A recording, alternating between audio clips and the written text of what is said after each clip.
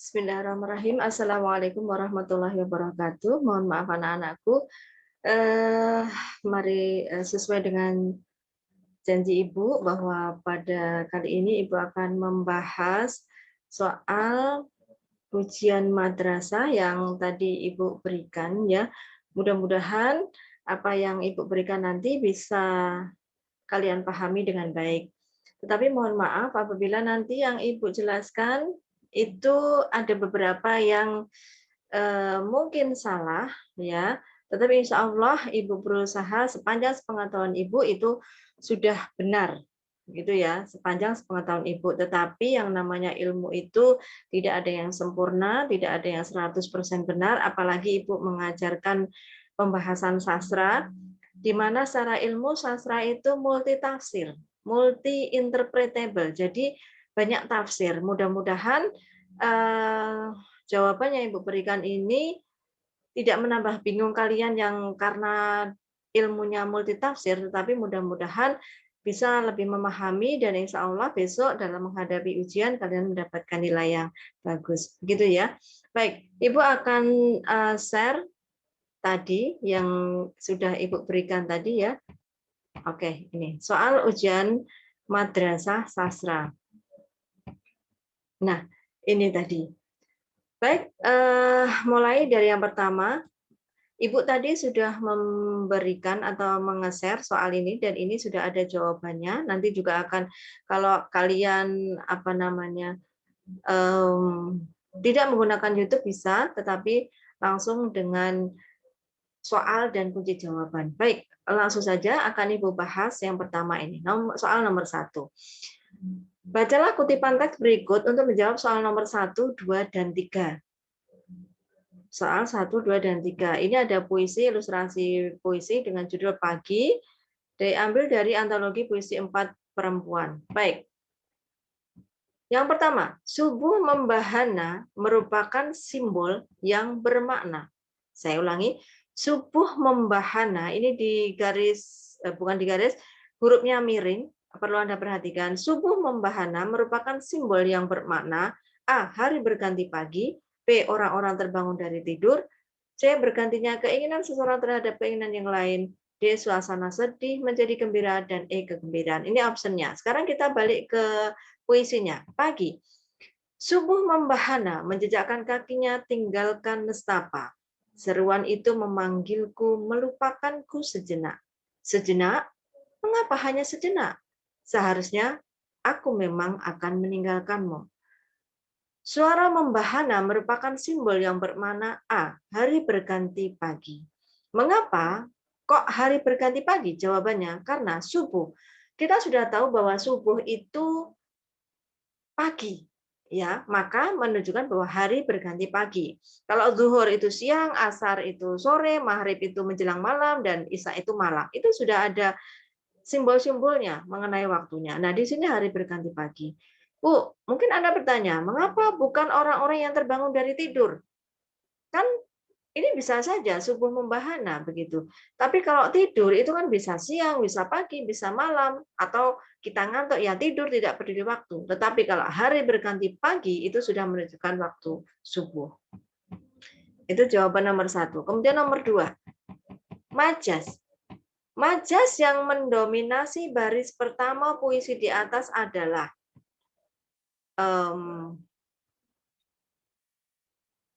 perlu saya sampaikan di sini bahwa Ibu lebih ke dalam bahasa Jawa niteni begitu ya. Niteni bahwa soal yang sering keluar majas itu adalah majas personifikasi.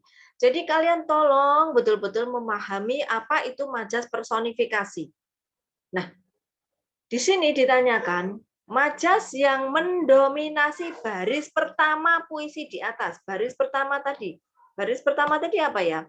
Subuh membahana, menjejakkan kakinya, tinggalkan nestapa. Berarti subuh membahana, jejakkan. Nah, majas yang mendominasi di sini adalah majas personifikasi. Mengapa?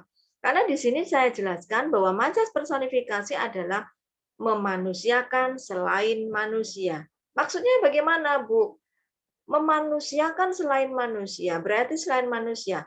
Manusia itu bisa apa? Bisa tumbuhan, bisa makhluk, bisa tumbuhan, bisa hewan, atau bisa benda mati. Contoh benda mati.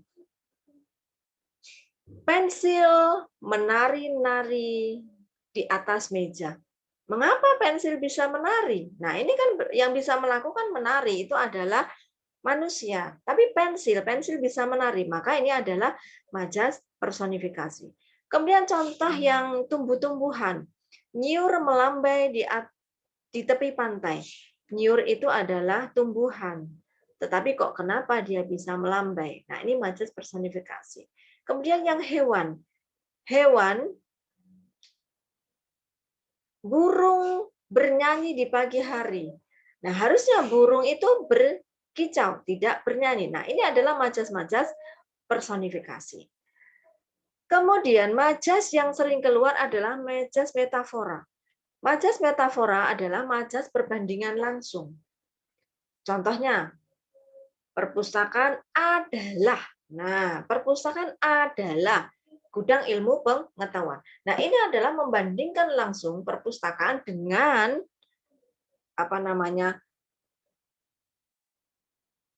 dengan perpustakaan dengan gudang ilmu pengetahuan. Kemudian majas hiperbola, melebih-lebihkan. Air matanya mengalir menganak sungai. Nah, ini kan melebih-lebihkan sekali. Kemudian repetisi, pengulangan. Diulang-ulang. Nah, ini yang paling sering keluar. Nah, ini untuk alegori itu biasanya hanya pengecoh saja, jarang sekali keluar. Maka ini Ibu tidak terangkan supaya tidak memenuhi atau maksudnya memberatkan. Wah, harus banyak ini ya yang harus kalian pelajari. Kemudian kata menjejakkan pada baris pertama di atas bermakna. Nah, kata menjejakkan di sini tadi apa puisinya di sini ya? Subuh membahana menjejakkan kakinya, tinggalkan nestapa. Kata menjejakkan, Anda tidak usah berpikir berat-berat. Oh, kata menjejakkan itu berarti melangkah. Menyambut bukan, kembali mengabaikan atau bergulir itu tidak. Jadi jawabannya adalah melangkah. Baik, kita lanjutkan nomor 4. Sebentar, Ibu share kembali soalnya ya. Ya, baik. Kita lanjutkan soal nomor 4. Tokoh Salma dalam cerita di atas berwatak, saya ulangi ya. Kalau kalian menjawab soal, sebaiknya soalnya dibaca dulu baru kalian ke teks. Supaya kalian memahami apa sih sebenarnya yang diminta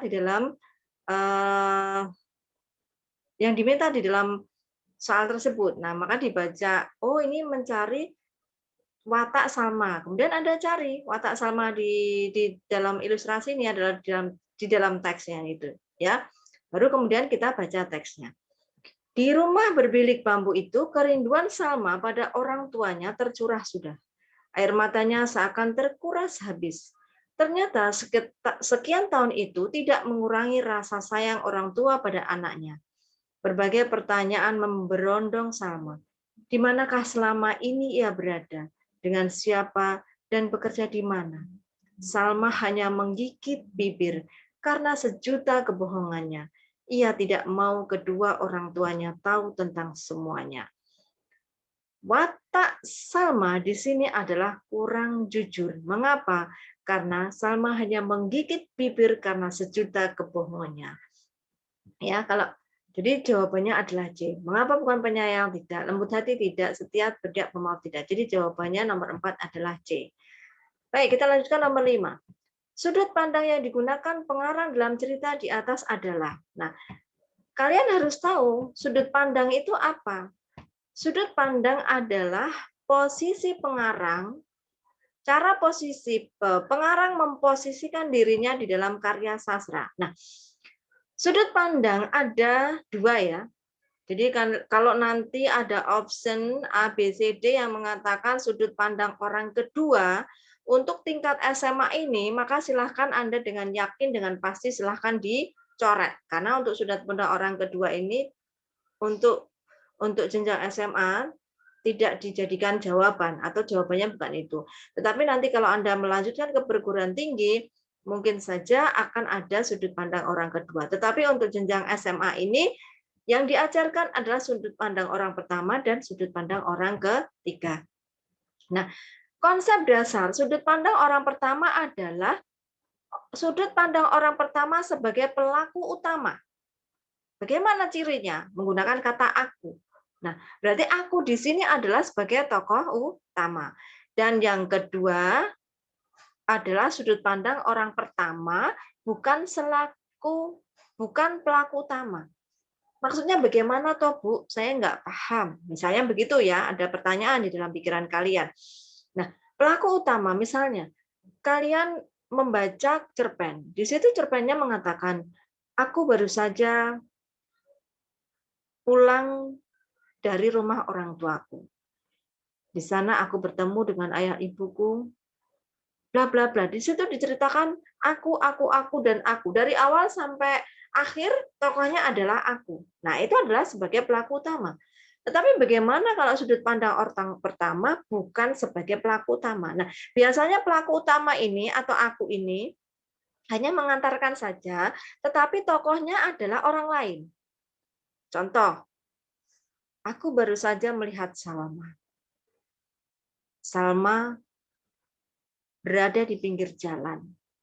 Dia bertemu. Nah, baru aku ini mengantarkan. Kemudian di situ diceritakan Salma sampai Salma dan sebagainya. Nah, ini sudut pandangnya tetap aku meskipun hanya disebut sekali. Nah, maka Anda harus jeli. Ada sudut pandang orang ketiga tapi ada akunya enggak. Nah, kalau ada akunya meskipun hanya disebut sebagai sekali, nah Anda harus hati-hati dengan soal tersebut. Nah, di sini orang pertama bukan pelaku utama. Yang kedua adalah sudut pandang orang ketiga.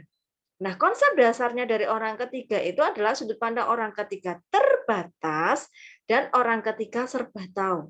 Atau dengan mungkin ada istilah yang lain adalah maha tahu.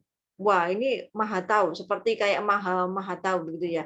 Karena memang sebenarnya adalah pengarang adalah pencipta dunia di dalam karyanya. Nah, jadi maha tahu itu karena memang pengarang itu mau menggerakkan. Jadi kalau sutradaranya mau menggerakkan apapun tokohnya itu di dalam karya sastranya itu bebas gitu ya.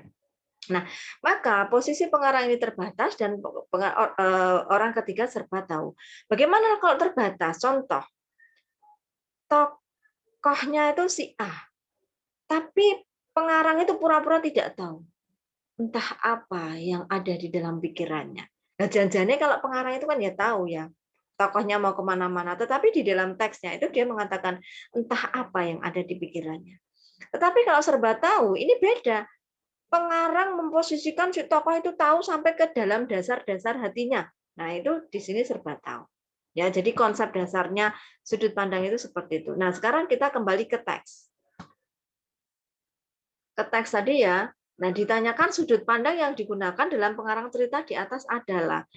Nah, ini yang jelas teks ini menggunakan orang ketiga karena di sini menggunakan kata dia atau Salma, orang ketiga. Di sini tidak ada akunya sama sekali. Ada ia, ada Salma, kemudian ya. Nah, di sini menggunakan sudut pandang orang ketiga serba tahu. Mengapa? Karena di sini pengarang memposisikan dirinya Salma itu tahu sampai ke dasar hatinya yang paling dalam. Di manakah ia ini di dalam hati Salma hanya menggigit babir karena sejuta kebohongannya. Nah, ini pengarang tahu bahwa si Salma ini bohong. Ia tidak mau kedua orang tuanya. Ini pengarang tahu sampai ke dasar hati hati Salma. Ia tidak mau kedua orang tuanya tahu tentang semuanya. Nah, di sini adalah orang ketiga serba tahu. Nah, konsep dasar ini harus kalian pahami supaya nanti kalau beda soal, kalian paham, oh ternyata sudut pandang itu sudut pandang orang pertama dan orang ketiga. Orang pertama sebagai pelaku utama atau sebagai pelaku bukan utama. Kadang-kadang ada menggunakan pelaku bawahan, itu berarti bukan pelaku utama. Kemudian sudut pandang orang ketiga itu ada yang terbatas dan ada orang ketiga serba tahu. Hanya saja nanti istilahnya mungkin agak beda. Baik, lanjut. Sekarang nomor 6. Tahapan alur yang tersirat ya, bukan tersurat. Ya, ini tersirat dalam kutipan di atas pada bagian. Nah, di sini ada eksposisi. Eksposisi itu pemaparan, konflik itu masalah, komplikasi itu masalahnya itu kompleks. Kemudian klimaks itu puncak, anti klimaks itu dari klimaks kemudian menurun menjadi anti klimaks. Nah, sekarang kita baca teksnya. Tahapan alurnya di sini di mana? Ya. Aku mencintaimu, Nova, kataku singkat tapi penuh harapan. Aku ragu akan cintamu, Leo, balasnya dengan wajah murung. Wanita itu tampak bingung. Sepasang matanya yang jernih gelisah mencari sesuatu di tengah kerumunan orang-orang yang sedang tenggelam dalam cangkir-cangkir kopi dan kebahagiaan. Coba ya, ini Anda perhatikan orang-orang yang sedang tenggelam dalam cangkir-cangkir kopi dan kebahagiaan di tepi meja. Karena nanti soal di bawahnya adalah menanyakan latar. Kau tahu, kini aku sudah tidak lagi mempercayai setiap kata-kata Leo. Maaf, kau tahu, kini aku sudah tidak lagi mempercayai setiap kata-kata Leo. Lanjutnya terdengar begitu datar dan dingin. Kata-kata hanya membuat ayah dan ibuku bercerai dahulu. Kata-kata hanya membuat dunia ini kotor. Kata-kata dan suara-suara hanya membuat dunia ini ribut. Barangkali kata-kata adalah sekumpulan dosa yang kelak akan menghancurkan dunia. Nah, tahapan alur yang tersirat ini apa? Apakah pemaparan? Tidak. Apakah eksposisi? Bukan. Pemaparan itu adalah mengenalkan pengarang tokoh-tokohnya. Nah, ini jawabannya adalah sampai kepada konflik antara si Leo dengan si Nova. Jadi jawabannya adalah konflik. Kemudian latar yang tersirat ya. Jadi tersirat itu ada tetapi tidak nampak. Nah, ini adalah di kafe. Nah, di pinggir jalan enggak, karena di cangkir-cangkir kopi ya. Di taman, taman ya bunga. Di ruang makan, wah ini Anda selalu di ruang makan. Tapi mosok antara ini kalau suami istri nggak apa-apa. Ini di sini tersirat bahwa ini baru apa namanya ya, baru pacaran ya. Jadi belum di ruang makan keluarga, berada di sebuah apartemen, saya kira juga tidak. Kalau apartemen kan tidak, gambarannya cangkir-cangkir. Jadi jawabannya adalah B. Kemudian nomor 8. Makna simbolik pada baris pertama. Baris pertama, cintaku jauh di pulau. Ya, judul cintaku jauh di pulau. Baris pertama ini. Apa ya maknanya? Apakah cita-cita yang belum tercapai? Nah, ini kuncinya ya. Kekasih pujian hati, calon istri yang berada di luar pulau, pekerjaan yang tertunda, kasih sayang yang hilang. Ya, ini karya Khairil Anwar.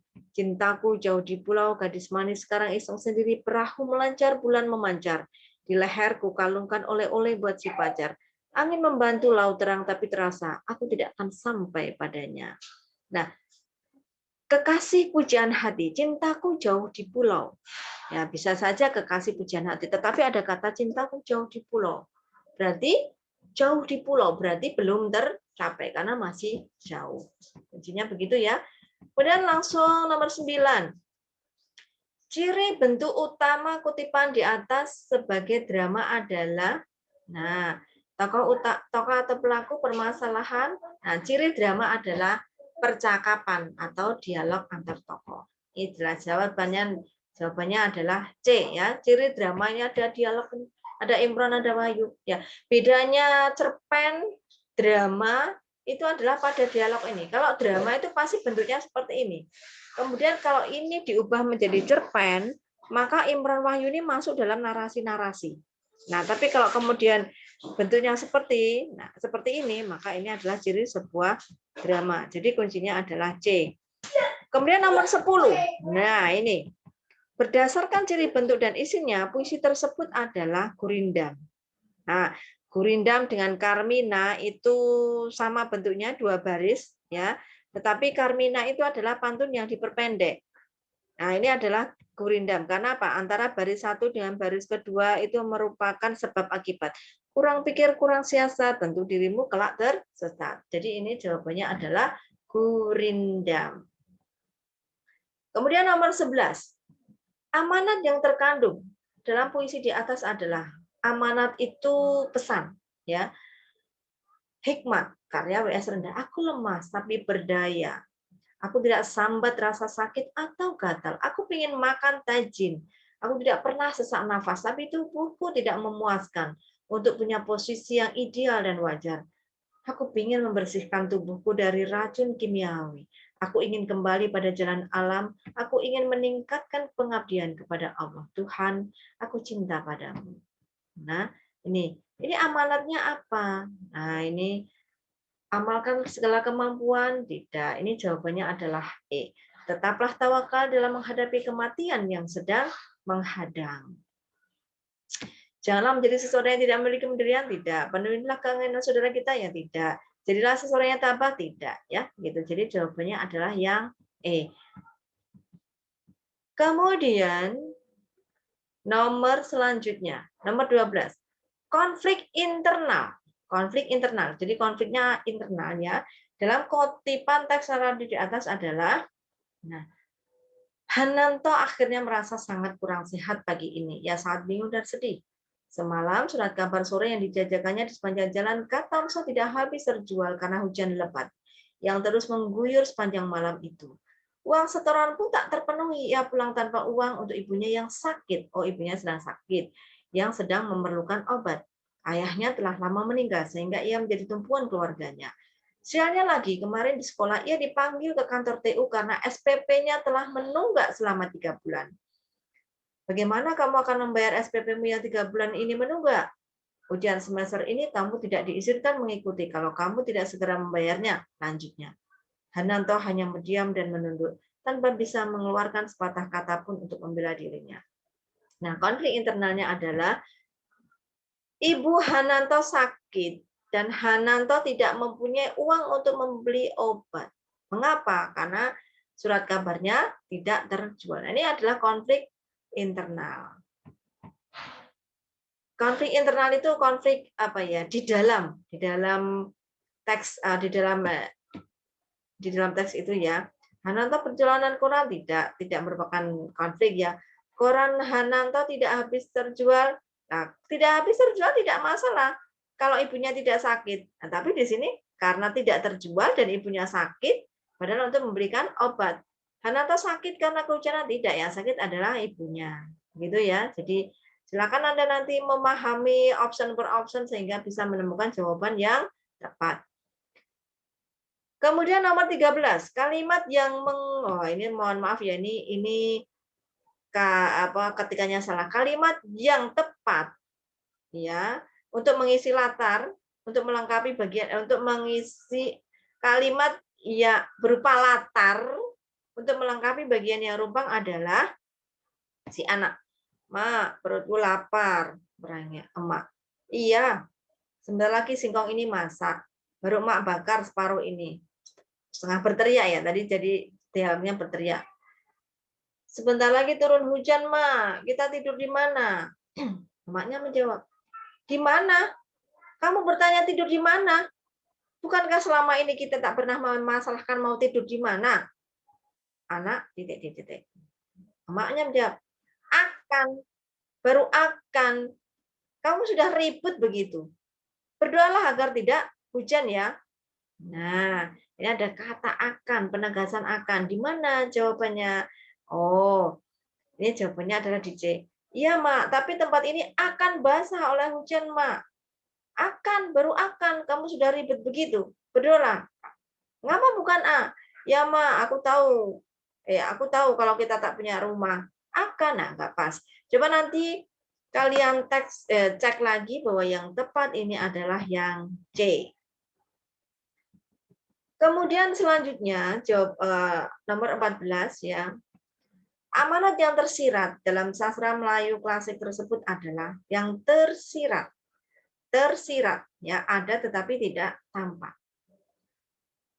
Maka kata Indra bangsawan, hamba ini tiada bernama dan tiada tahu akan bapak hamba. Karena diam dalam hutan rimba belantara.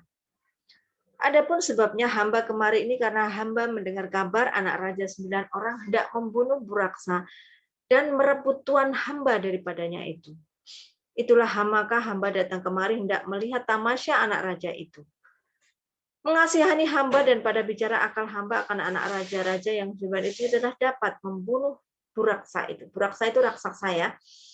Jika lain daripada Indra bangsawan, tiada dapat membunuh akan Buraksa itu. Nah, di sini amanatnya adalah tunjukkan jika kamu memiliki suatu kemampuan. Baik, yang terakhir nomor 15 nanti akan Ibu lanjutkan lagi ya. Kalimat dalam kutipan tersebut yang menunjukkan ciri-ciri sastra Melayu klasik terlihat dari bahasanya menggunakan kata hamba dan puraksa. Nah, ini adalah ciri-ciri sastra Melayu klasik. Ya, baik. Akan kita lanjutkan pada pertemuan yang nanti ya. Sekarang sampai nomor 15 dulu. Terima kasih. Assalamualaikum warahmatullahi wabarakatuh.